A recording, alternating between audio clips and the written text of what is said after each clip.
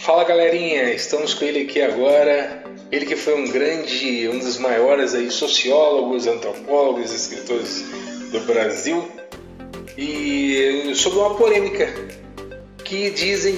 ora dizem que ele é esquerdista, ora dizem que ele é reacionário, conservador, e na verdade ele tem uma definição própria. Então, queria saber qual seria, Gilbertinho Freire, a sua definição.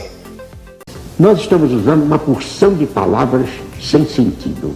Reacionário é uma delas, liberal é outras, esquerdista é outras, direitista é outra. Até comunista é uma palavra que está sendo usada com uma tal amplitude que a gente não sabe bem o que significa. Eu próprio tenho sido acusado de comunista tanto quanto de reacionário.